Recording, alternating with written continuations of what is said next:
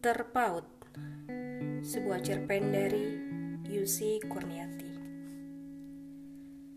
Pada dasarnya, manusia adalah makhluk sosial yang selalu membutuhkan orang lain. Butuh didengarkan, butuh diberi semangat, butuh dihibur, butuh berbagi, ataupun butuh dikuatkan. Beberapa orang hadir dalam hidup kita dengan sukarela merengkuh kita untuk saling menguatkan. Orang-orang menyebutnya sebagai sister from another mother. "Run, aku dilamar," ucap Mentari dengan mata yang berbinar-binar ketika aku sampai di rumah kontrakan kami sore ini. Dia juga memamerkan cincin emas putih yang kini melingkar di jemarinya. "Serius kamu?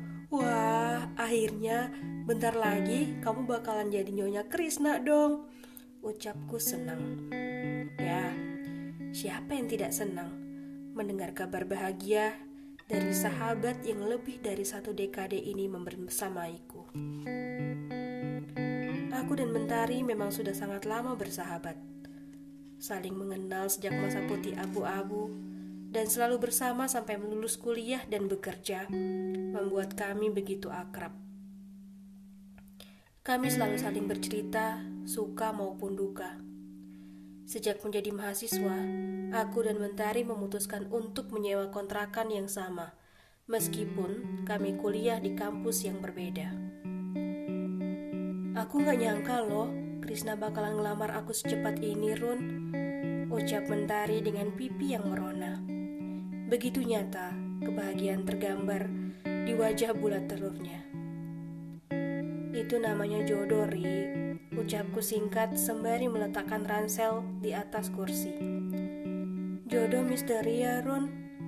Gimana bisa sih akhirnya jodoh aku adalah tetangga masa kecil?" tanyanya kepadaku. Aku tersenyum. Krisna dan Mentari memang dulu sempat bertetangga, tetapi tidak dalam jangka waktu yang lama. Ayah Krisna adalah seorang polisi, sehingga mereka pun harus berpindah-pindah tempat tinggal. Mentari bahkan lupa kalau Krisna pernah menjadi tetangganya.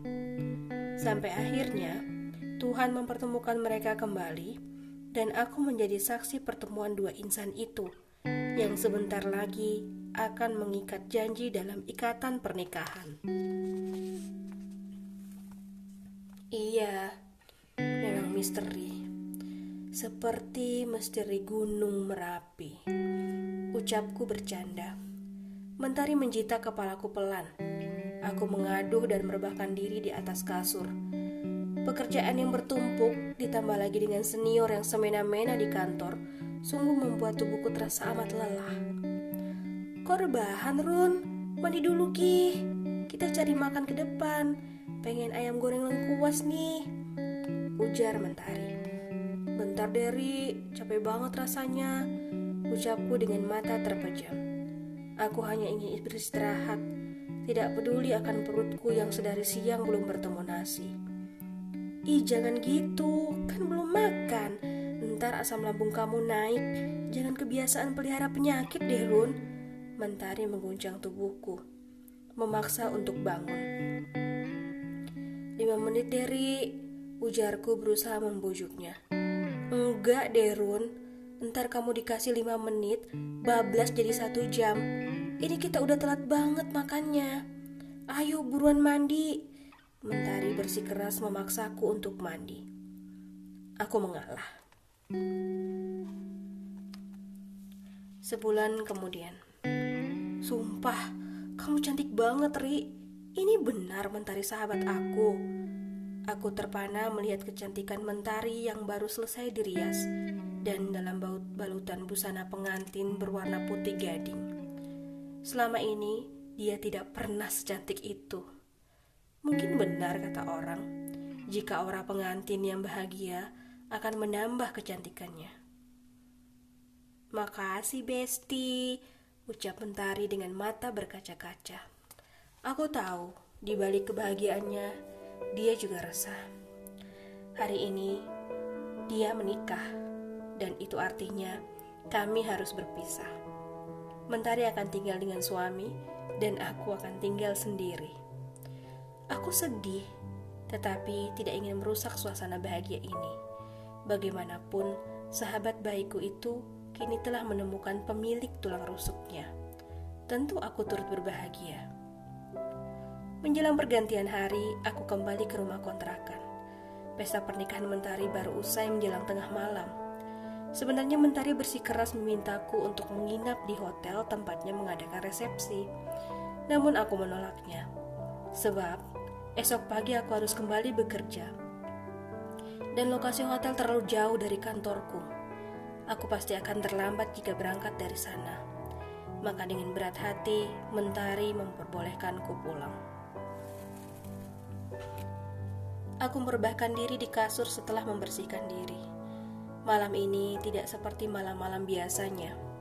Kontrakan ini begitu sunyi. Padahal ini bukan kali pertama aku sendirian di rumah tanpa Mentari. Mentari sering mendapatkan shift malam di rumah sakit tempatnya bekerja. Sehingga sendirian di kala malam adalah hal yang biasa bagiku. Namun, kali ini berbeda. Aku dan Mentari tidak lagi bisa bersama sesering dulu. Entah mengapa, aku merasa kehilangan sahabatku itu. Sebuah pesan masuk dari Mentari membuyarkan lamunanku. Run, barang-barangku minggu depan aku ambil ya. Aku sama Krisna mau honeymoon dulu ke Bali. Begitu pesan dari Mentari. Aku hanya membalas dengan emotikon jempol. Aku memandang koper-koper Mentari yang masih ada di sudut kamar. Dia memang sudah mengemasi barang-barangnya, tetapi belum membawanya ke rumah baru mereka. Di belakang pintu masih ada beberapa baju Mentari yang dibiarkan tergantung rapi. Saat berkemas aku sempat bertanya kepadanya, mengapa baju-baju itu tidak ikut dikemas? Kan aku juga bakal sesekali nginap di sini, Run. Jadi nggak usah repot-repot bawa baju kan? Begitu ucapnya. Aku tersenyum ketika mengingat sejarah baju yang tergantung di belakang pintu itu. Baju itu kami beli bersama dengan gaji pertama kami. Sebuah baju yang memiliki sejarah dan begitu berarti. Apa bisa aku dan Mentari bersahabat seperti dulu lagi setelah dia bersuami? Apa Mentari akan melupakan aku nanti? Ada begitu banyak pertanyaan penuh ketakutan dalam benakku. Namun, mataku terasa begitu berat untuk tetap terjaga. Aku terlelap. Belakangan ini di kantorku tempat bekerja sedang melakukan audit eksternal. Semua karyawan lebih sering lembur termasuk aku. Sebagai salah satu staf bagian administrasi, akulah yang paling sibuk kesana kesini, melengkapi berkas yang terkadang kurang ataupun merevisi berkas yang telah ada.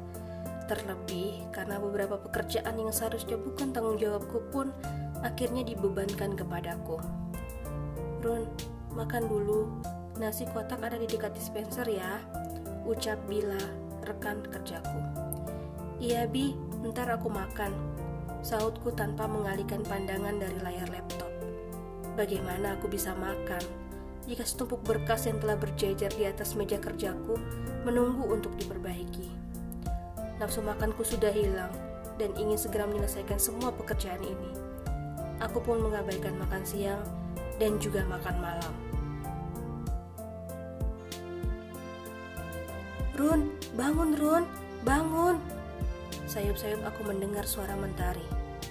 Apa aku mengigau saat ini? Bukankah tadi aku masih di kantor? Bagaimana mungkin Mentari tiba-tiba ke sini? Kepalaku terasa begitu berat, mataku enggan untuk terbuka. Aku merasakan perih yang teramat sangat pada lambungku. Run, kamu gak apa-apa? Suara Mentari kembali terdengar. Aku membuka mata perlahan. Kulihat Mentari ada di hadapanku dengan mata sembab seperti habis menangis. Rik, kamu ngapain di sini? Tanyaku. Kamu yang kenapa? Sakit kok gak bilang aku? Ucapnya sesenggukan. Krisna tampak menepuk pundak Mentari dengan lembut, berusaha menenangkan istrinya itu. Aku di mana? Tanyaku sambil memperhatikan sekeliling ruangan yang didominasi oleh warna putih. Kulihat pergelangan tangan kiriku terpasang jarum infus. Aku berada di rumah sakit saat ini. Aku tidak ingat bagaimana aku bisa ada di sini. Seingatku, tadi aku masih asik bekerja di kantor. Kamu di rumah sakit sekarang. Tadi pas aku datang, kamu udah gak sadar diri di kamar mandi. Kenapa sih? Sakit gak bilang? Mentari berbicara dengan nada kesal. Maaf Ri, aku gak apa-apa kok, kataku kemudian.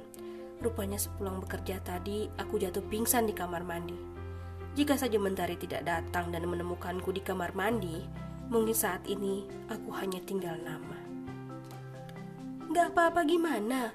Kalau aku gak datang tepat waktu, aku gak bisa ngebayangin apa yang akan terjadi sama kamu. Lanjutnya.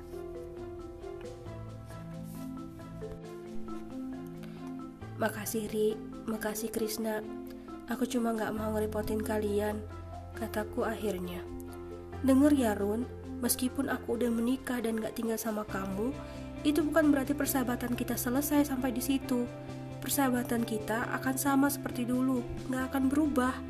Kalau ada apa-apa, kamu cerita sama aku juga bakal cerita. Sama kayak dulu, itu gunanya sahabat, ujar Mentari. Mentari benar Runa, saya sama sekali tidak masalah dengan persahabatan kalian. Saya malah senang kalau Tari punya sahabat baik. Jadi kapanpun kamu butuh dia, jangan ragu untuk bilang. Jangan pernah ngerasa gak enak sama saya sama sekali gak keberatan. Krishna menimpali. Aku terdiam menahan tangis. Dadaku sesak dan akhirnya aku biarkan air mata itu tumpah. Run, kamu kok nangis? Mentari langsung dengan sigap merengkuh tubuhku. Aku menangis di bahunya. Ketakutanku terjawab sudah. Mentari tidak akan meninggalkanku sebagai sahabatnya. Persahabatan kami akan tetap sama seperti dulu, meskipun kini dia telah berkeluarga. Mentari menepuk pundak dan menenangkanku. Seperti namanya, Mentari memang selalu menyinari hidupku. Merengkuh di saat aku lemah dan paling peduli saat aku kesusahan, serta ikut berbahagia atas keberhasilan yang kuraih. Aku percaya bahwa Tuhan mengirimkan Mentari kepadaku sebagai sahabat yang selalu membersamaiku, sebab kami telah terpaut sebagai dua sahabat yang tidak akan terpisah.